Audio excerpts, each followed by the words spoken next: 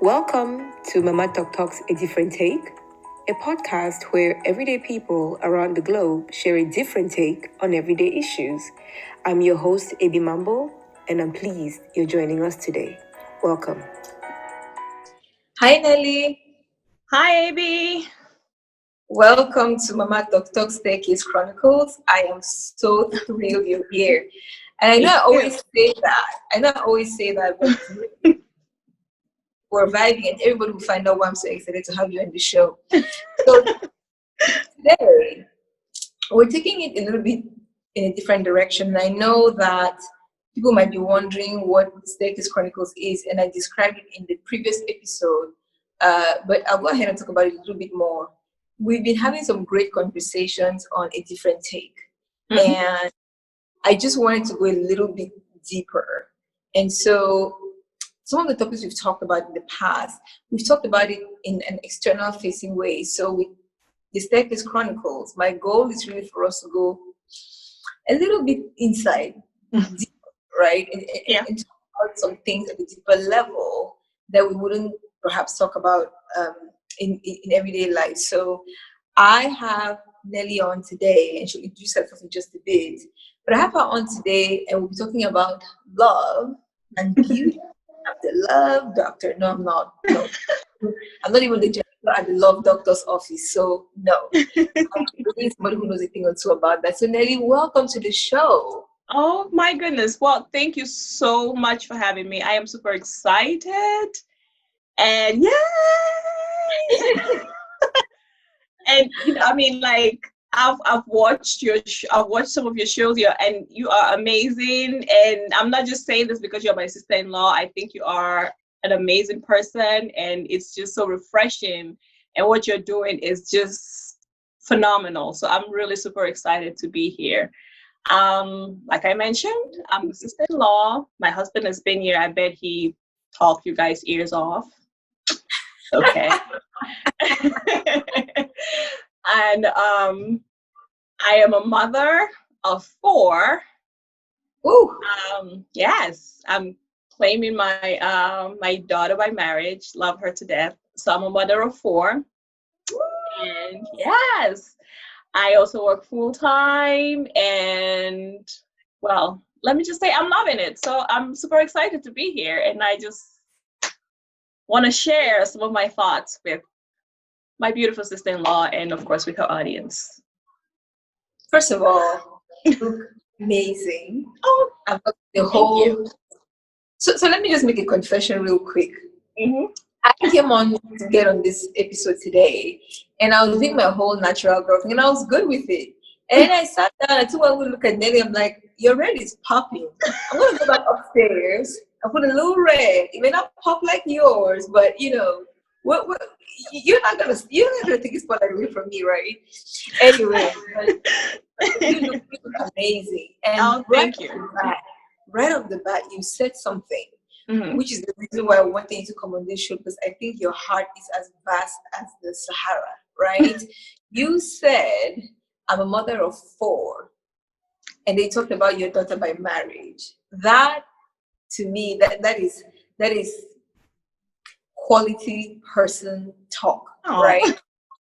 Seriously, because we talk about blended families as a modern day family, but not everybody takes it in the way that you do. So we're going to be getting into all of that today. Benelli, I'm so excited to have you on the show. And I know it's late your time in Chi-Town, but you know, you come out for families. I mean, so just to give everybody context, I've got 4 nieces, right?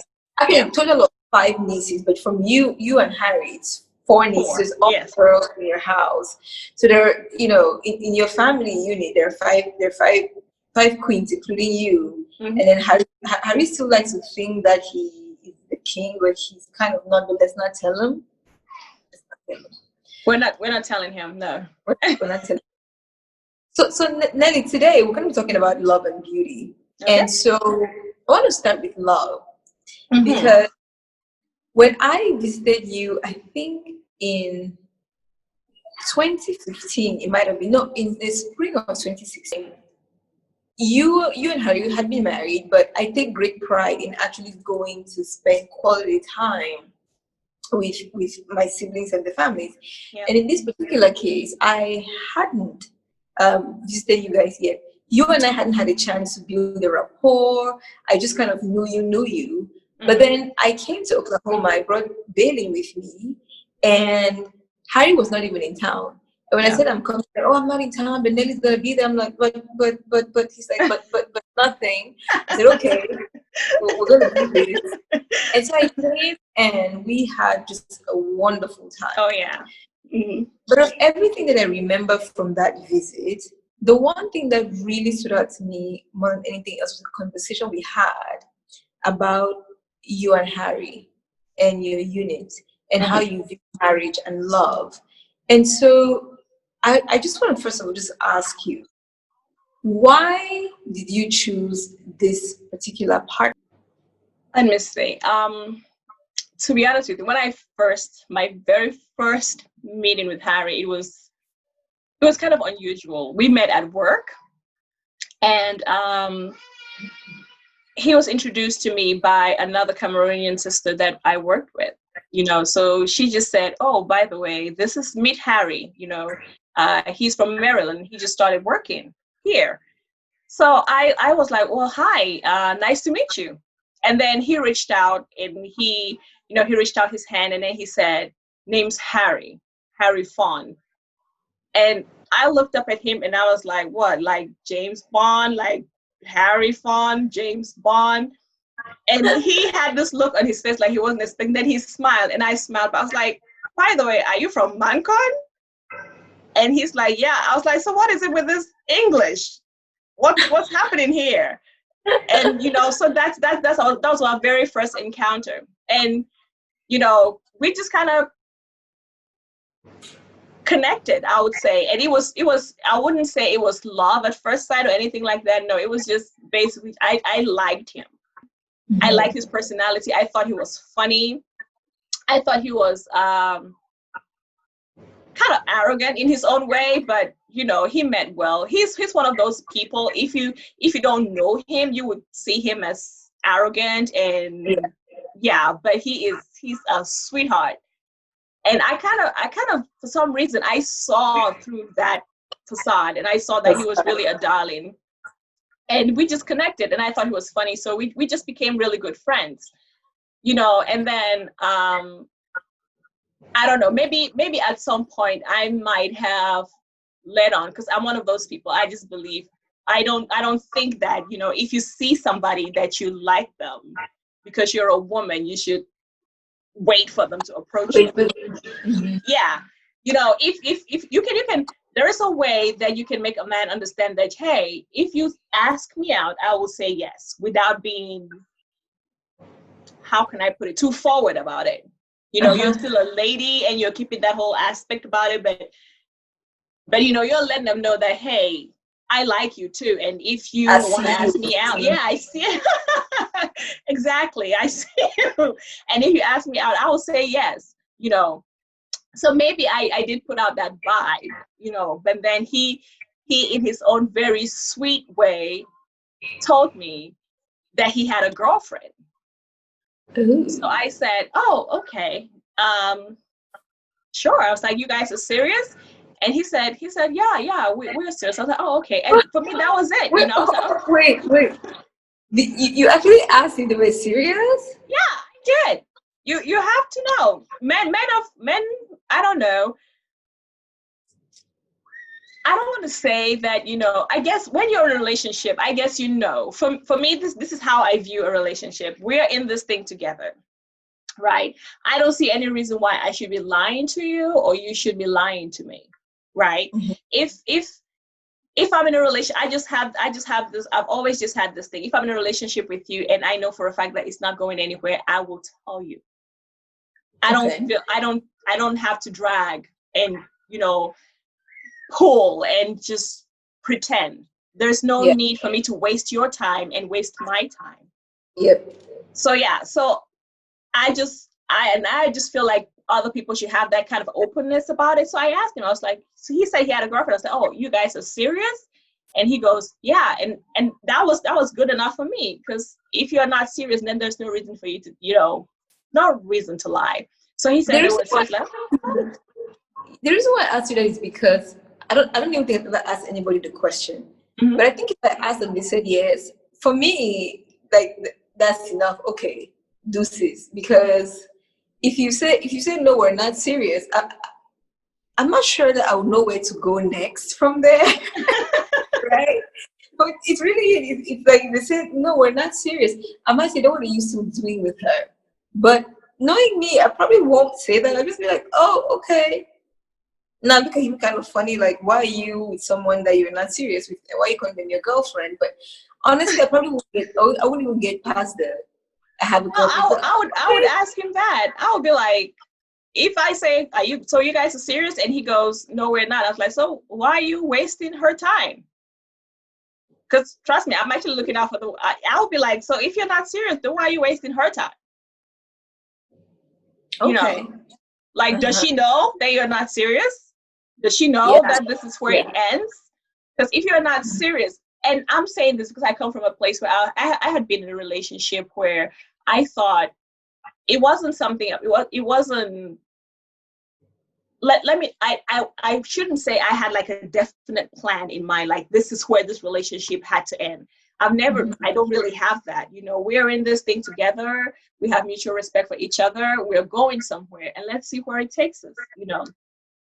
So I was in this relationship for over 3 years, and and I had always told him, like, every time I would sense that something wasn't quite right, I would always ask. I would say, is everything okay? Do you still want this? Because if you don't, that is fine. This thing is not set in stone. If you don't want this, that's fine. Just let me know, and we're going to go our separate ways. And he never did. He always said everything was fine. And I have that respect for somebody, and some people will say I was naive and maybe stupid and stuff like that, but I just did not see any reason why you had to lie to me, because I wasn't lying. So I would always ask, are you sure? Is there something that's going on? Because if you are tired of this thing, or if there's something else that's going on, just let me know. No. Because I'm in this with you. But hey, long story. So that's it for me. Like, I asked him, are you guys serious? And if he had said no, we're not serious, then I'll say, does she know that you guys are not serious? Because after that experience that I had, that has always been my thing. Like, I hate it if I don't care if it's a boy or a girl or the guy or the girl that is doing it, but if you are not in this thing, just let them know. Yeah. So fast forward then, at some point he's available, you're available, whatever the word we're using these days for these things. and you get together. But you talked about having, your daughter from your daughter by marriage. So you're walking into a situation where you've met this man, you know how you feel about him, and you guys are talking about the relationship, and then there's a daughter involved. From the very beginning, you must have known he had a daughter, and of course, by extension, her mom. What were your thoughts, like, just coming in knowing that, okay, if I end up with this man, it's the whole package, right? The whole thing. How do you engage that? For me, I guess in this case, the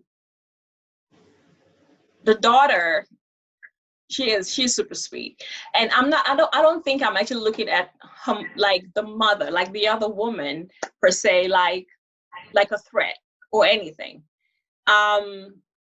If I'm in a relationship with a guy, I trust him to shield me from certain things. So she should not be a problem to me, because you are supposed to make sure that does not happen, right? I have a relationship of mutual respect with her. I respect her, and she's raising a wonderful daughter, and I don't have anything personal with her. I don't know her from Adam's. Like, I don't have any conflict whatsoever with her, and I choose for it to stay that way. right? So I don't want to be caught up in your drama. If there is any, you should shield me, because I'm a firm believer that how I treat you. How can I put this? When I'm out there, I'm basically I'm an extension of you, right? Like how I carry myself, or how you carry yourself. It's how people will treat me, and by extension treat you, right? So I was like, yeah. So that was it for me. I just felt like, you need to protect me from all of that. So if you're having issues with her, you got to find a way to fix that problem, because at the end of the day, you guys have a daughter that you have to raise, and conflict is there's no place for it as far as a child is concerned. So keep me happy by fixing your relationship with her. Like have a relationship of mutual respect. Come to an understanding. There's always going to be disagreement, no doubt, but can we keep it civil? Yeah. Yeah. It's so amazing what you said, and I'm taking mental notes, and Mm-hmm. I'm going to repeat it for those in the audience who did not catch it. You said in that situation, your expectation is he will shield you Mm-hmm. from whatever drama, if there is drama, because sometimes there isn't drama, Sometimes there but is a drama. Yeah. you expect him, when you're with a man who has a child or children with somebody else, your expectation is he needs to shield you from all of that because it wasn't part of your making. You've come into a situation, Mm-hmm. and you with eyes wide open, you're accepting that this is the man I want to be with, and this is his whole package, and I accept it. But there's a part of it where you need to shield me. I really love that. And it goes both ways. Yeah. Men who marry women, or date women who already have children with other people, the expectation that there isn't an overreaching, Yeah. right? Mm-hmm. Not you reaching out to the other woman to fix things or spoil things or fight Yeah. or whatever is going on, or the man reaching out to the man to create. When there's drama, the people who were in that relationship, that context, need to sort it out. And I really love that you state that, because sometimes I think people find themselves in these situations and they're not really sure what to do, because you could be very well meaning and want to reach out to her, Mm-hmm. but is it your place? Who knows? So Exactly.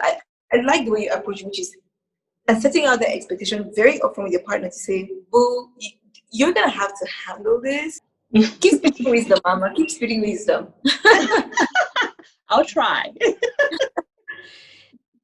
So then you come in, you have a daughter already. Mm-hmm. Not a natural daughter, we have a daughter already. How do you start to settle into the relationship in that context? Because already one of the things, I have a friend who always says to me, I'll never date a man who has a child, for the simple reason that I will never be the number one priority. And it's just as well, right? That his child will always come first, and I expect that to be the case, because if I have a child, my child comes first. So she always says that, and I see the rationale in what she's saying. What was your take on it? I mean, that I'm going to compete with a child? Definitely not. It's like I I don't know. I just don't see myself coming between his love for his daughter.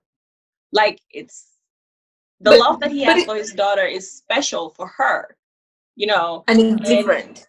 and different. Exactly. Like right now, okay, so now I have 3 kids with him. I have three lovely daughters with him. The love that he has for them is different as well. He has them at a spot where I can never reach, Yep. right? But Yep. that's their love. Like he Yeah. has me at a spot where they can never reach. It's always so funny because sometimes he's like, "Move away, that's my wife's spot," and we just laugh about it, right? Yep.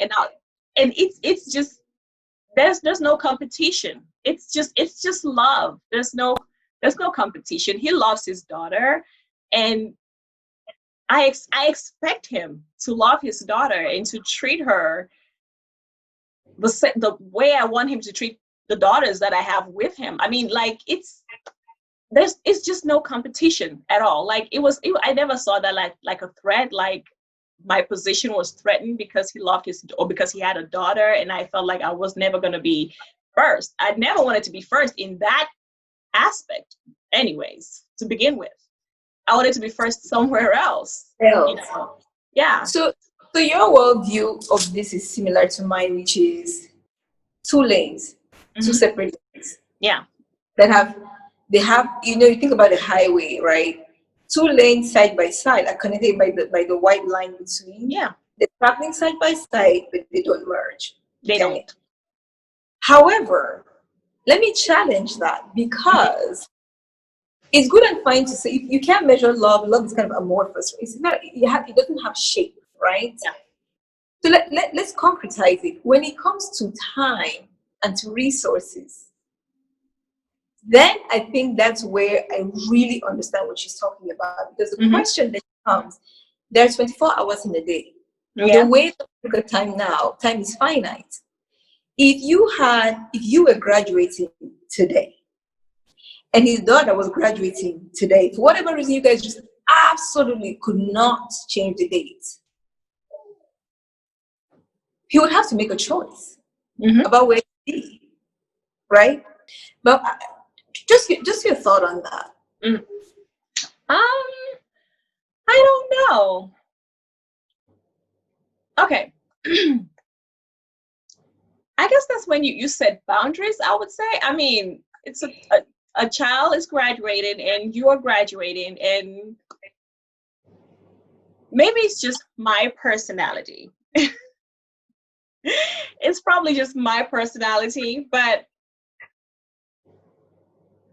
I have, like, okay, say I'll take this. I don't know if it will even make sense, but just to prove that, there are just certain things that you just really don't want to get into a fight with. It's not, at the end of the day, it's not worth it. Yeah. It's not worth it. So it's not an emergency. Nobody's gonna die. It's a joyous moment. I'll probably be like, you coming to my graduation? No, I'm going to my daughter's graduation. Okay. So if the daughter, maybe the daughter is not in his life all the time, right? Like maybe she is living with her mom and she's graduating. That's a big event for her. And those are things that he probably will miss. Yes. Or he has already missed some of them. Yes. So do I expect him to forego that one because I'm graduating as well? No. Because you see, I also want him to be happy. Yes. And maybe I'm giving him credit, but I'm already thinking that he has already fought this battle in his own mind and in his own heart. And he's like, I know this is probably going to break my wife's heart, but I got to go to my daughter's thing because, it doesn't happen often. I don't know when the next one's ever going to be. And I really just want to be there for her. By all means, be there. You got my blessing. Go be with your daughter. And then when you come back, we'll celebrate mine. Yep. That is my personality. That's how I will look at it, right? But but like I said, it's something that you would have to set boundaries for, because there's certain things that it's not going to be one of those things where at a drop of a hat, say the mom is like, hey, you need to come do this. And then he's like, okay, I got to go. No, you don't got to go. At this time, it's not about the child. You see what I'm saying? Yeah. It's not about the child. It's about the mom. Right? I'll be like, no, boundaries. You can bring her here and stuff like that. So I'm going to throw you a quick one, and then we can move on to something else. Because I think I know where you're coming from on this. You've been working towards this degree for a long, long, long time. You finally get it. You're super excited. It's your graduation, and it's her birthday party. Now she's going to have birthdays every year. Every year. What do you do? Oh no, that one is different. He's telling me he's going to the birthday party. Okay. What do you do? That one is different, because that's why I think if you have a mutual understanding with your husband or with your partner, it's not even going to come to a fight, right? Just be No, like, but I'm saying it's not so much a fight. I'm just saying in that case, because we're talking mm-hmm, about resources, right? In that case, what do you do? Because you talk very clearly about the lanes, mm-hmm, right? And I agree with you. There are two lanes, but there aren't two Tuesdays in the same week. There aren't two Saturdays in the same that's week. true. So that when it That's comes to true. that, it comes to finite resources, someone Mm-hmm, has to be prioritized, right? And exactly. how do you kind of navigate and engage that, right? That's See, like you rightly said, it's a birthday and it comes every year, right? mm-hmm, So he can forego that one birthday and mm-hmm. help me celebrate this achievement of mine, right? Yeah, So yeah, yeah. So and I think at that, yeah, definitely that one. I don't know. I'm hoping that doesn't come to a point where it's like we have to, like, I have to really drill it into your head that you should pick me. He should just know it's yeah, her birthday and it's gonna come every year. So just spend this one moment with me. And hey, just watch me walk, you know, and take this badge of mine and see me beam and be happy and glow because I am finally achieving the thing that I've worked so hard for. And then we can go to your child's birthday party yeah, yeah, together. Yeah. yeah. So at But that at that time, yeah, I'm hoping that he picks me. And I yeah, would be a little bit ticked off if he doesn't. And but I you don't think see, it's, yeah. I love that and the ownership of that because you said, I hope that he picks me. But Mhm. the reality of this is if you were with the man who had a child, it's not even a discussion. There's nothing to talk about. You don't have to be picked. You are the Or default, they, right? You're the default. There's not two lanes. There's one lane, and that's it. hey, but you know what? There might be a case where there is no child, but then they are friends that he has to be with. So, Girl, yes, yes, or yes. there's a game that he has to go Already, to, or there is something.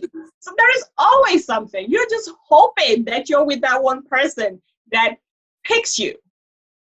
yeah. That see, I mean, yeah. I gave you, sorry, I gave you, seriously, what's the toughest example, right? Because with the Mhm. game, you say, what do you mean? You can record that nonsense. You come back and work when we're back. What do you mean? And it's your friend, tell someone that you will catch him later. What are you talking about? Right? But when we're talking about these kind of situations, it's a little bit different because we're talking about real deep heart issues, Yeah. right? Hmm. So for you, then it's been you've come into that, and I see how you guys work together, and I want to say a little bit into this. One of the things that I've watched about you and Harry over the years, and which is why I wanted you to talk about love and what it means to you, is there's a cadence to how you all operate, right? Harry's very extroverted, flashy, just like the life of the party. Hmm. And I've seen you, like, honestly, I'm still trying to learn whether that's who you are or if you just let it flow with him, right? Because he'll start, doing something and then you'll catch it, right? And then you guys will do it. And there's just this very natural kind of wave in which you both move, which I think is beautiful from where I'm sitting. How do you do that? Which is how do you how do you flow with your partner and still maintain your individuality? Because you're a very strong woman. You know what you want and you're gonna get it. And so how are you able to do both, Nelly? Because I've watched you and I haven't quite figured it out. Huh. Let me see. I don't know. Like, here's here's my, like, truly, I know that people say this a lot, but he is truly my best friend, right? Like, even before we became a thing, I saw him for who he was and his personality and his, like you said, his flashiness and everything. And I'm not that, right? Like, I am happy to be in the background. and observe. I'm more of an observer. But if you pull me in, then I would. My thing is, if this movement makes you happy, then of course let's do it and get you happy. And I don't mind. It doesn't make me unhappy. So hey, let's do it. So I guess it's coming from that makes us kind of vibe that way. And it's so natural because he does it all the time. You know, like he sees me and he sees my personality and the kind of person that I am, and he tries. I shouldn't say he tries. He every now and then he pulls me out of my comfort zone. Like he does that quite a bit. He pulls me out of my comfort zone into his space, and I absolutely love it. So it's just something that just happens so natural. Like I don't know. I like it. It just happens from like I said, from day one. I could truly say it wasn't love at first sight. It was like. And he was my best friend from like day one. Like we just kind of flowed together, different personalities and everything, but we just kind of connected, and it's been that way ever since. So I really don't know how else to be as far as he's concerned. Like that's just it. That is so beautiful. How do you keep your individuality in the flow? In the flow?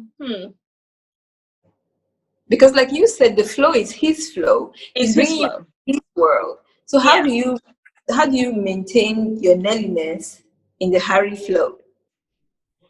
Because I understand that being me is what got him to be with me, right? So I can never be him. I can never be anybody else but me. So I can meet you, you know, and we can gel. I have this friend, that's what she says. We can gel, you know, like you for a little bit, but I will always be me because that's home for him, right? That's what he loves coming home to. That's his space. That's his happy place.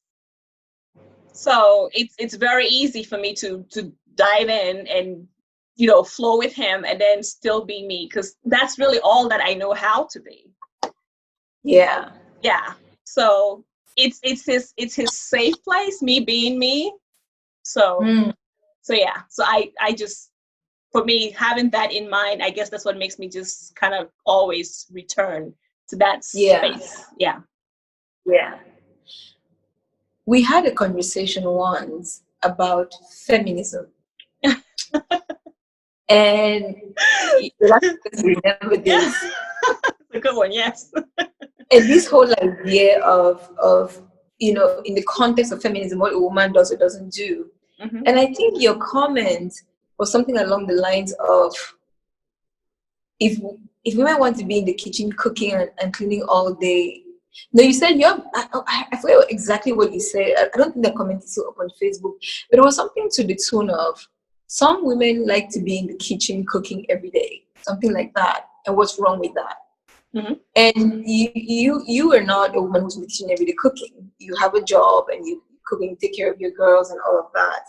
But how do you, in all the debate about, you know, roles and who does what at home, how do you have that conversation at home within the context of feminism? Because again, I've said, people can be fooled into thinking you're a doormat, you're soft. You have a gentle way of talking, with but you're anything but. Right? I've experienced this. So what is your view on feminism in the context of marriage? And how do you view this whole women are equal to men? I don't know. Like,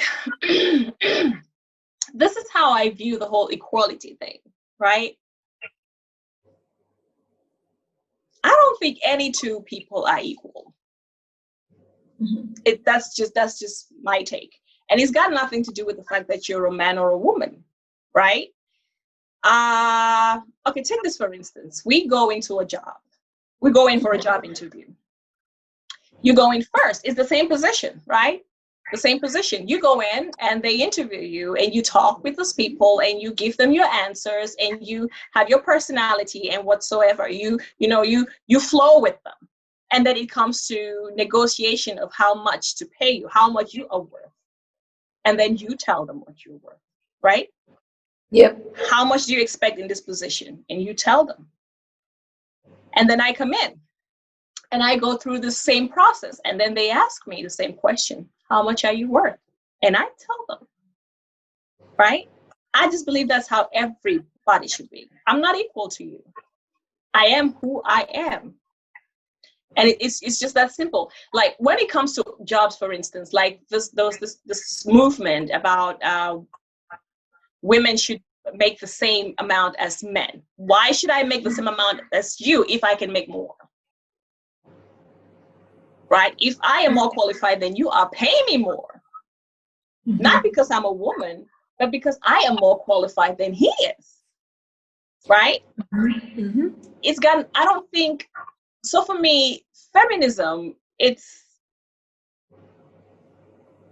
can understand if you're not going to give me a job because you think I'm a woman and I cannot do it. That will piss me off. Right? Yeah. That will piss me off. But I don't think I'll be mad if I find out that this man is making more money than me. I'm not going to assume that it's because he's a man. I'm probably going to say, maybe I did not negotiate better like he did.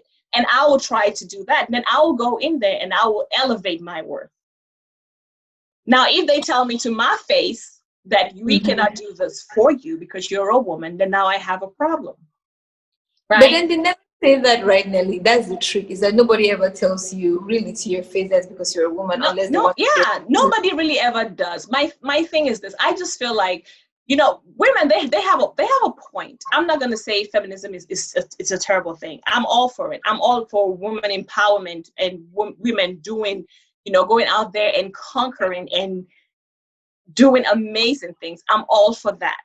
But I am still that person that, I want a man to open up the door for me because I'm a woman, right?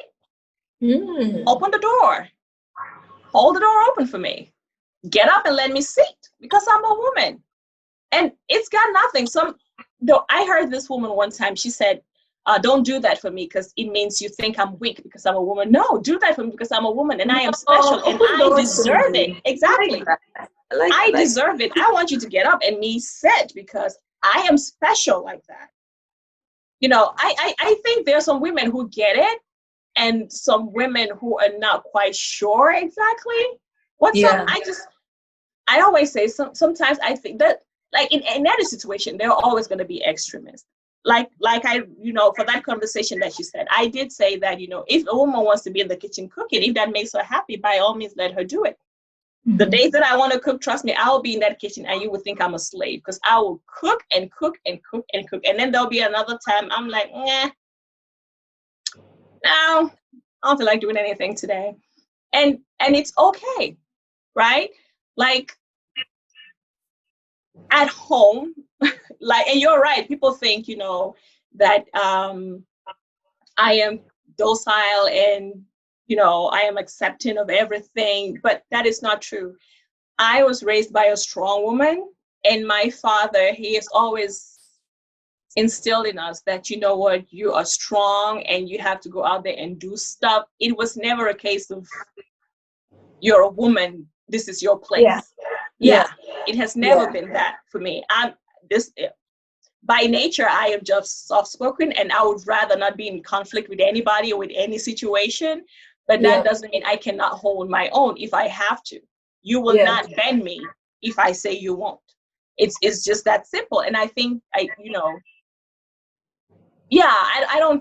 think there are just some extremists in that regards. I am all for women being powerful and strong and having their voice and having their rights and not being treated as, second class people because they're women. But I also think that there are just some people that have taken it too far.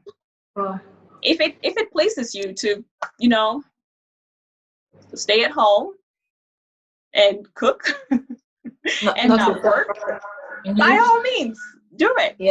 Yeah. So let me take it back to love, please. What are some of the things that you think in this day and age we're hearing about a lot of divorce? I guess we're still, many of us, millions of us are still under lockdown. But we already heard after China came out of lockdown that many couples were filing for divorce. What do you think? And if you think about your journey, what do you think it is? They're not like that. So you have to understand, first of all, who you're married to. Like Harry, he I'm laughing because it sounds so basic, right? It sounds yeah, really basic. Like, you know who you're married to. You're like, yeah, his name is. Da, da, da, da. yeah. No. You know You who. have to know who you're married to. You have to know who you're married to. I there was a time when I expected him to talk to me like I was talking to him. So I'll be like, just going on and on and on, and then I'm expecting, this flow of words. Like, this is how I'm feeling. I'm bearing my soul. Talk to me. And he's just looking at me like, when is this gonna be over? yeah. And then I'm like, seriously? You don't have anything to say? And it's just going on and on and on and on. But I came to realize that with him, it's different.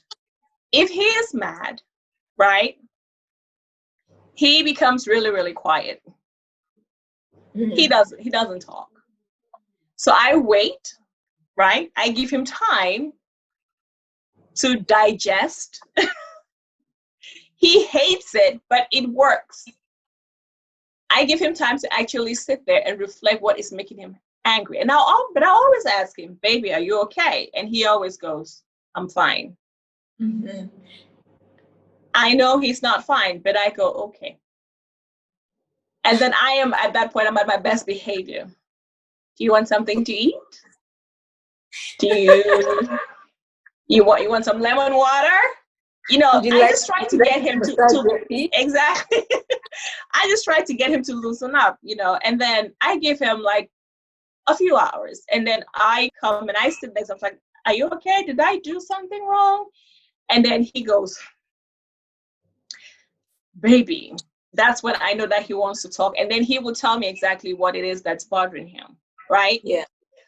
But when this is what works for us now. But before, I did not know this about him, right? So I was expecting him to have the same kind of flow like I was. So I'm talking to him, this is it, and I'm pouring out my heart, and I'm doing all this stuff, and he doesn't know how to do it like that. So he doesn't know how to approach me and how to respond, and it makes me even angrier. It doesn't mean that he doesn't understand where I'm coming from, or he doesn't want to comfort me or make me understand or to make me feel better, but he just doesn't know how, because he cannot open up like that. He doesn't know how to do that. So now also when I'm pissed, I'll let him know. I'll go, babe, can I say something? And then he goes, oh Lord, what? And just by him doing that, it takes my anger from here to here. For some other person, it will escalate things, but for us, it's the reverse. Yeah. And then he goes, oh Lord, what? And it brings it down for me. So like I said, you got to know who you're married to, right. Understand who you're married to, and then know how they communicate and start from there. If you guys can communicate, there's a lot of things that you guys will be able to overcome. And then another thing for me is respect, right? You got to respect each other. Yeah. You have to respect each other and like each other. Love will only carry you so far. I always say this and people laugh. There are days when love will not take you the whole way, because it's you're easy. Like, I don't even love you. Like, you have to like that person, because I genuinely like him, and I really I like him, I respect him, and I vouch for him. Like, I want him to be happy. So there are times when I just want to smack him, but then I just think about the fact that, you know what, I really want you to be happy. So I'm just, at this point, I don't love you, but I like you. So that's why I'm not gonna hit you. Yeah. So it's lucky that I like you. Exactly. Yes. You're so lucky that I like you, because the things that I don't want to hurt you right now, and that's because I like you.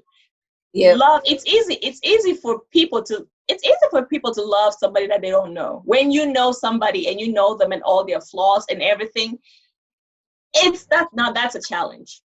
And I think this lockdown is actually exposing things that people did not know about their partners. And that's what's causing this conflict.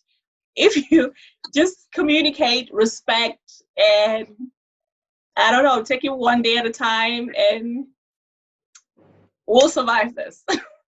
Okay. I will survive. We will Okay. survive. Yeah, I should stop trying to do all that. Respect. Mhm. Respect. You touched on respect. What does respect mean to you? And I want to take it back to the beginning when you said something about when you're out there, I am an extension of you and you are an extension of me. So you're not just out there by yourself. Whatever you put out there, it's on both of us. Yeah. So talk to me about respect, because when you said that, I was thinking about respect in that sense, right? But I could have completely misinterpreted what you were trying to say. So what is respect for you? Whew. What is respect to me? For me, respect is actually just, how can I put this? Understanding where somebody's coming from, right? Like understanding that we are different. Mm-hmm. We will disagree. We don't have to agree on everything, but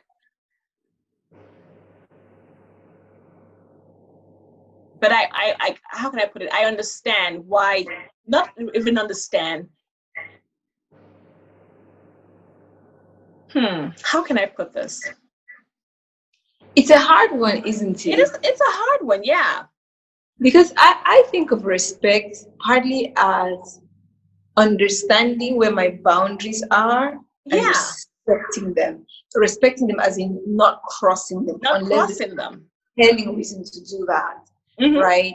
Respect is about knowing where I stand on some things and then just going with it. As in, if you know I don't like certain things, don't be bringing it in my space. If I don't want to wake up at 6 o'clock or before 6 o'clock, don't be in my ear at 5:30 doing all kinds of things in my ear trying to wake me up. That's being disrespectful, right? True. If you know that I don't like you being late, and I get told this all the time because I tend to be late, well then don't do it to me.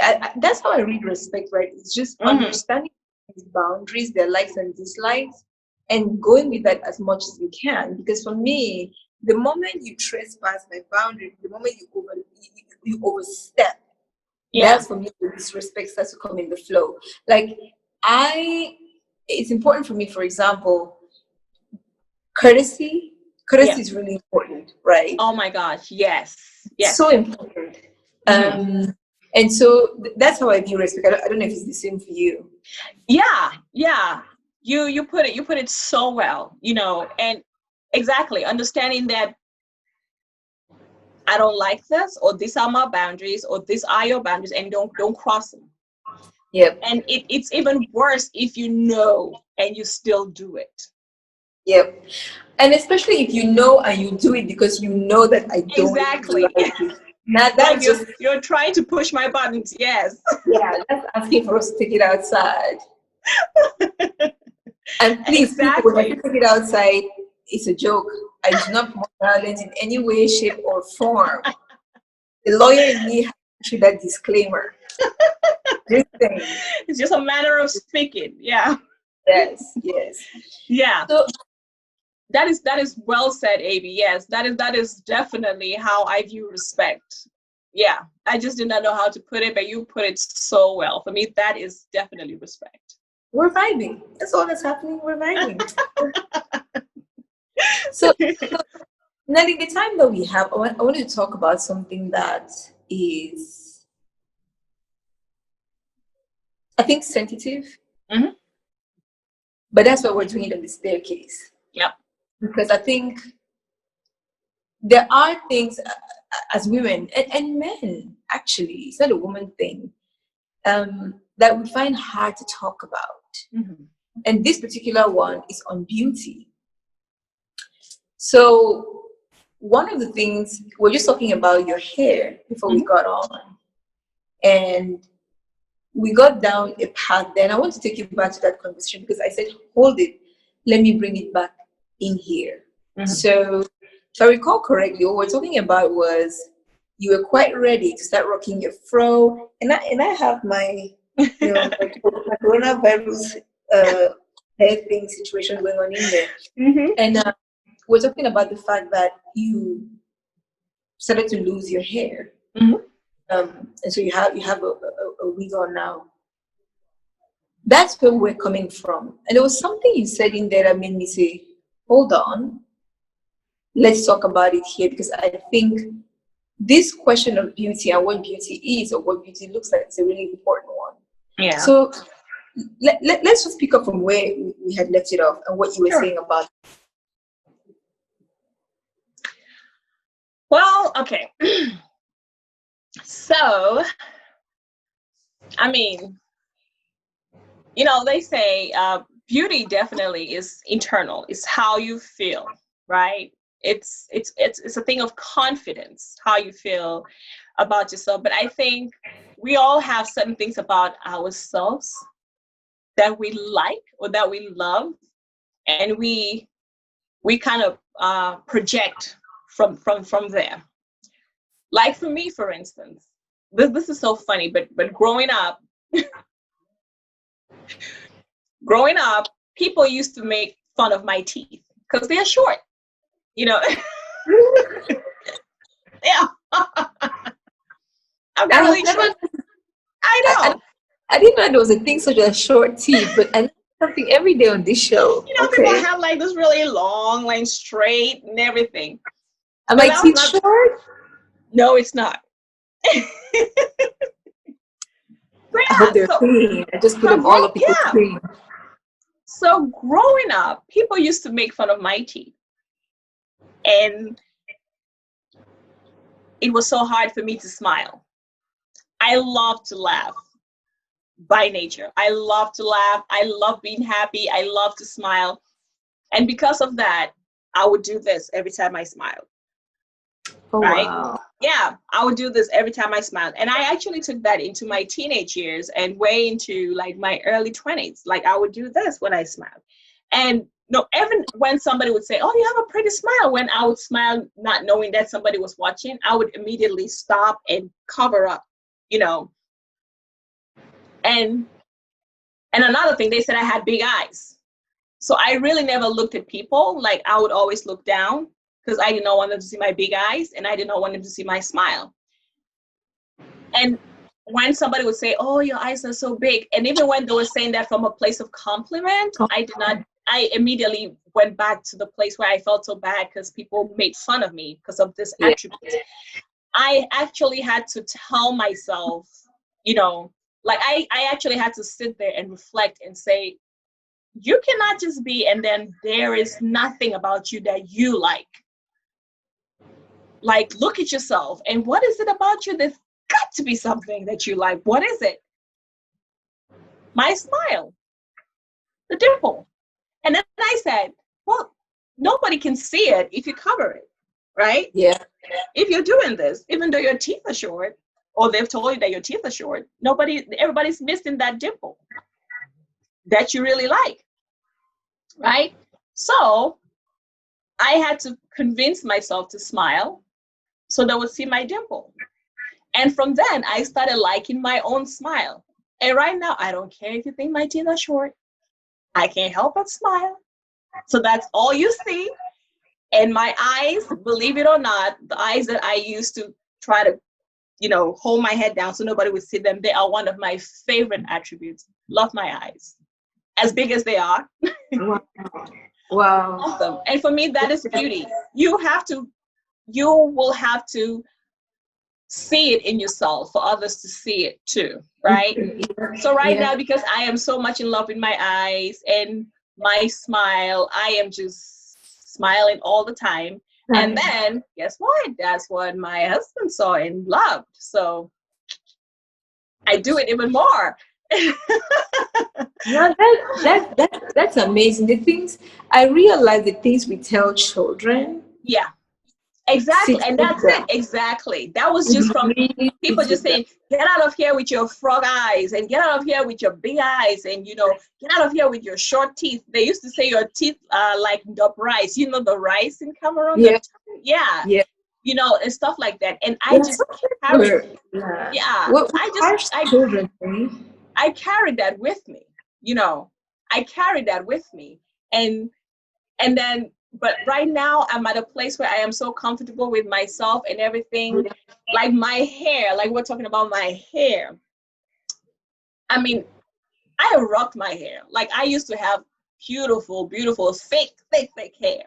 And then all of a sudden I started, you know, bald spots just popping in here and there. I took care of them, and then but they would come back, and now it's just scattered all over. And this just came around a time where the melanin popping and African hair and everything was just, I was like, oh my God, this is my time to shine with my hair. yeah, And bam, I cannot rock my own hair because it's almost yeah. non-existent, right? Now that crushed me. I felt so bad. And my husband, bless his heart, he he has been so supportive, and he goes, okay, have you tried this? Do you want to try this? Okay, just leave it alone and let's see what happens. So he's doing all this stuff and trying to support me. And then one day he went to work, and I was sitting there just looking at my hair because I had tried everything and nothing was working. I looked at my hair and I'm like,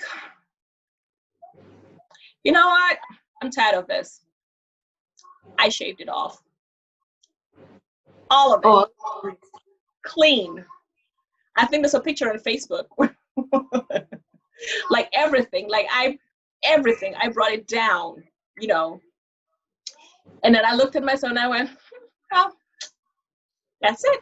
And I felt good. And he came back from work and he walked in and he looked at me. He goes, huh, this a new look? And I went, yeah. It's like, I like it.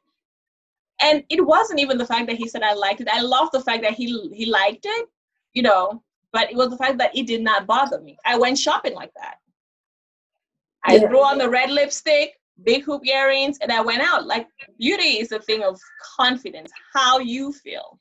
I have put on yeah, weight, over the years and everything, but it's how you feel, yeah, how you yeah. carry yourself. Do I want to lose some pounds? Yes, I do. Am I trying to lose some pounds? Yes, I am. But it doesn't mean that I don't feel like I'm beautiful the way I am right now. Yeah, Like, till I get to where I am, I will be rocking it till I get there. yeah. Right? And And I you will not hide. Yeah, I will not hide in the shadows till I yeah, get there. To like, like I said, I will rock it, in this state till I get to where I want to be. It's just a journey. So yeah, beauty, I think, is how you feel and how you see yourself, not really how other people see you. see you. Yeah. And I want everyone listening, especially young boys and girls, and I say young boys and girls, all well into your teenage years and into your early 20s, because people will get in your head. We're talking about weight, right? For as long as you've been in the family, people have been talking about I'm too skinny. That's not how an African woman looks. You know, put some pounds, eat some food. And I first of all, there's a story behind how and why I lost weight, right? Mm-hmm. And that's not something that when people are shooting off their mouths, they know or care about. But anyway, for I went from a size 6 to a 2 in Mm-hmm. the span of a few months in 2007, when my then boyfriend was deployed in Afghanistan, right, and had that surge. And it was just kind of sitting there every day. You don't know whether he's dead, he's alive. The stress of it, the toll of that thing, Yeah. right? I think people don't understand. So I was fasting at the time. I was very, very, very religious, right? I was doing a Lenten fast, and I thought I would bounce back from this. I didn't. I just didn't. Mm-hmm. And then the surge, he was supposed to be back in August. It was the Bush surge. They pushed it out to November. And then it was just more, and it was a slew of things that happened after that I'm not going to get into right now. But I've just never regained that size 6 body. I just never have. And people who knew me then when I was a size 8 even, now they think like, you're so petite. Na mannequin you didn't make. Are you trying to be a model? Like those kinds of things. And I always say, you know, be careful what you throw out at people, right? Because you don't know what the story behind their stuff is. And I remember trying to gain weight, like, because it was a lot of talk, right? A lot of talk. So I think between 2007, especially when the wedding was in 2008, right? That year, it was like everybody was throwing to me. What's that meal they used to call? That they give Ensure. I used to drink Ensure. Oh my word. And so what did I not try? And I'm not a big eater at all, right? So it was like, oh, you have to gain weight, you have to. It went on like this for years. When I got pregnant with my son, then I gained pregnancy weight, but I was never size 4, right? In pregnancy dresses. And when I had him, I went right back. Yeah. I hung on to my closet for 3 or 4 years because I was like, well, why should I buy different things when I'm just gonna, like, I'll pop back. I really did think I'll come back, right? Yeah. 2007 is 2020 now. I didn't come back. And so there came a pivotal point where I had to say, hold on. And when you talk, when I have this conversation, right, there's no sympathy for it because most people are trying to lose weight, not gain. Yeah. So when you say you're trying to gain, it's like you have yeah. It's almost like you're trying to mock them. Yeah. Yes. And I've had instances where somebody was like, I'm trying to gain whatever. It's like, what do you mean? What does that even mean? And I'm like, wait. Exactly. They are trying to gain weight. What are you trying to do? What do you mean? What does that mean? I'm trying to lose weight. It means I'm trying to lose weight. They're trying to gain. They just want to gain. People, just. But the realization I came to, Nelly, was there was a time when I thought I was too skinny and I wanted to gain weight. When I got to that point, I was gaining weight for other people. And then I realized, hold on. People always find the super small things, right? Because nobody's buying them. I'm like, hey, there are perks to being super skinny. True. So look, I know in our community it's not something that's celebrated. I understand that. I may not be an African woman to something because I'm so skinny. But then I realized when I got comfortable with being in this body, I was like, oh, no. Yeah, rock it. This is good. And then I really started to enjoy it, right? I started to enjoy it. Even my style of clothes changed because I realized that there's certain things I can pull off being skinny. Exactly. But it took me a while to get there, right? Because I was supposed to look a certain way as an African woman who was married and had a child. Like I didn't look like a mother, right? I used to get told people won't take you seriously because you're so petite and you're so this and that and the other. I'm like, look at me now. Oh, look at me now. Yep. Right? but these things stay in your head. It does. Stays in your head. Yes. Yeah. It does. I mean, I've never really ever been like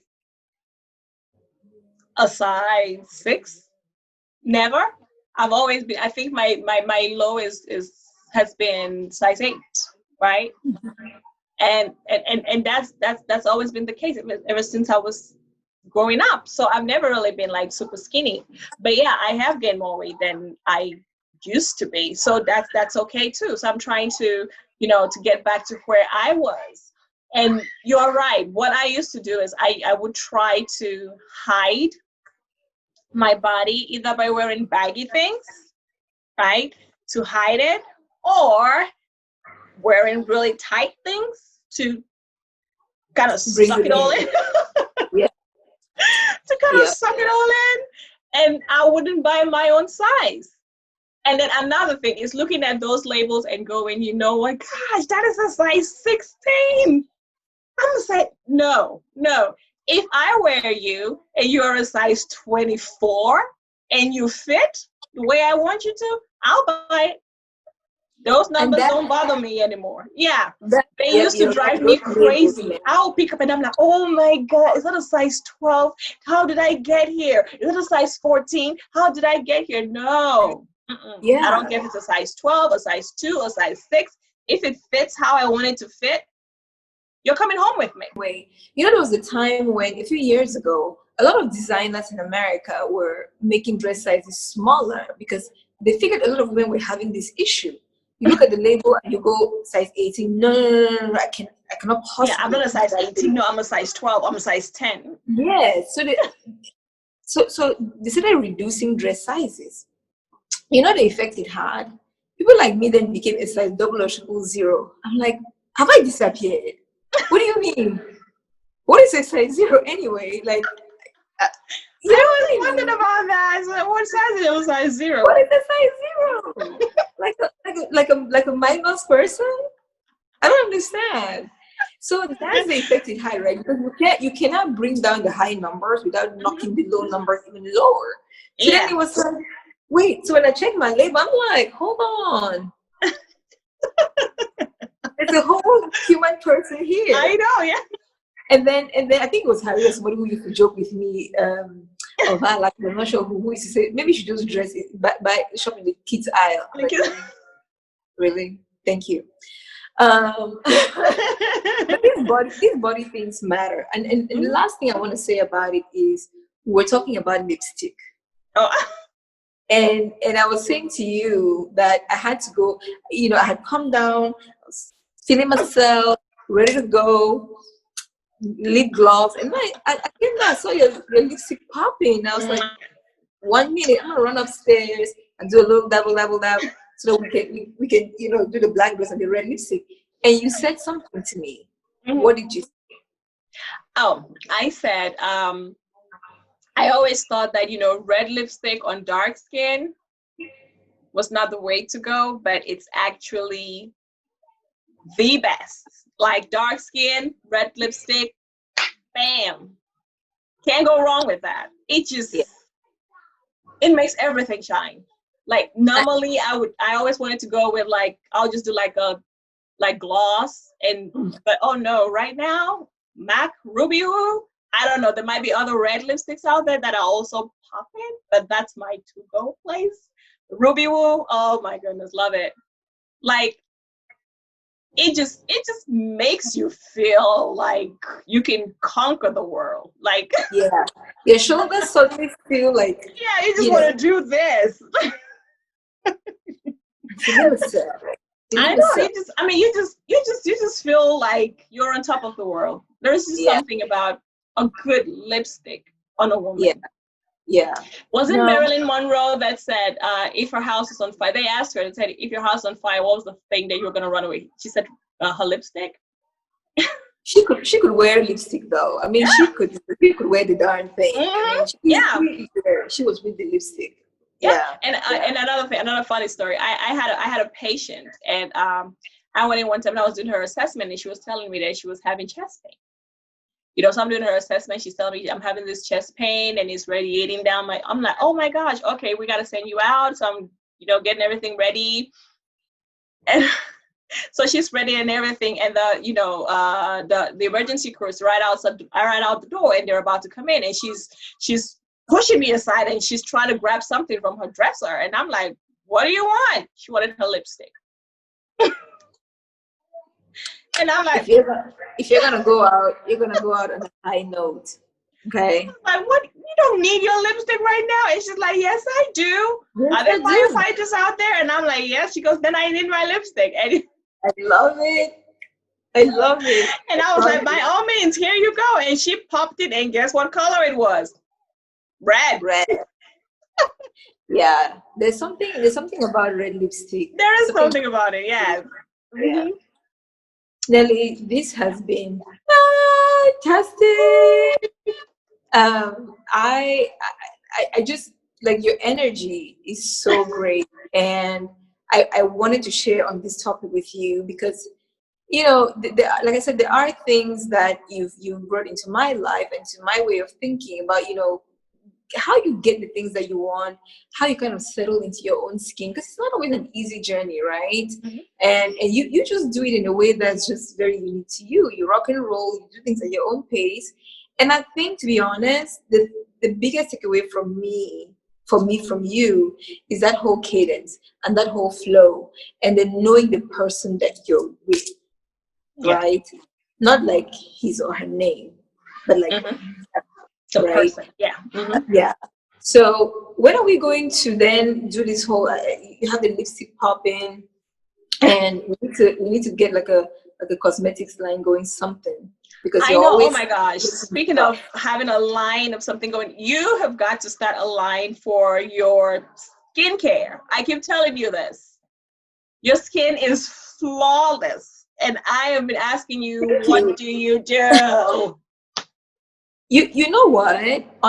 I just decided. I think when I cut my hair in 2001, I cut my hair to about an inch, right? And I've never put perm in my hair again. But it took me a long time to get the rest of my skincare like to a natural place. And it's been in my last 2 or 3 years here in Singapore where I've just said, you know what?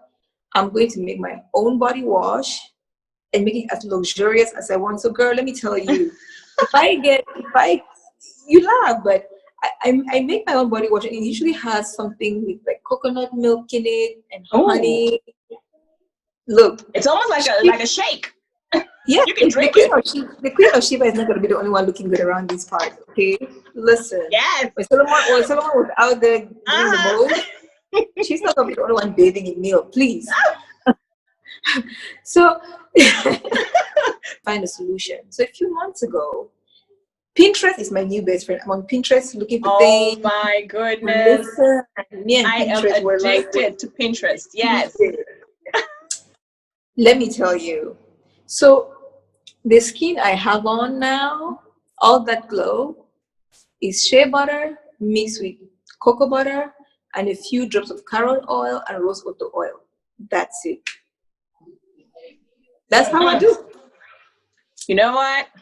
Like I said, all I want to see is a line that says ABs, and I would do this for you. Oh, okay. Okay, I see how you're already auditioning. I see. No, Yeah, but just send it my way, and then I will rock it. Because trust me, your skin is glowing. I've been looking at some of your pictures, and I'm like, oh my goodness! Like you zoom in, and there's no flaw. Like I'm like, what is this? Who is this person? Like flawless, no blemish. That is unreal. I get it Whatever from you do, mama. I get it you should from my definitely mama. bottle it. Bottle it. That's all I'm Yeah, saying. Because totally. I get it. I know I will buy it. I need Oh, that in my you're life. so Yes. sweet. You're always so supportive. Honestly, I'm just learning about trying to stay healthy and live healthy. And my new best thing is flaxseed gel. Hmm. Girl, talk about that glow. But I can't give away all my secrets now. What are we gonna put in the line? What are we gonna put You in know that what? I line? should be recording this. I am recording it. Just send it to me. I'll fast forward to this part and like write it down. Flaxseed gel. Yes, yes, yes. Oh my gosh, I had so much fun. Oh, And me too, AB. Oh my goodness. Yes. yes, we took too long to do this, and we need to do it again. We need to do it again. Definitely. Thank you so much for having me. It has Absolutely. been great. Thank you. Thank you. Thank you. Awesome, awesome. All right, my love. Alrighty. Thanks to my babies, and you guys have to Well, come out here and see us follow my sometime. little man for me. Will do. Welcome to MamaTokTok's A Different Take, a podcast where everyday people around the globe share a different take on everyday issues. I'm your host, Abi Mambo, and I'm pleased you're joining us today. Welcome.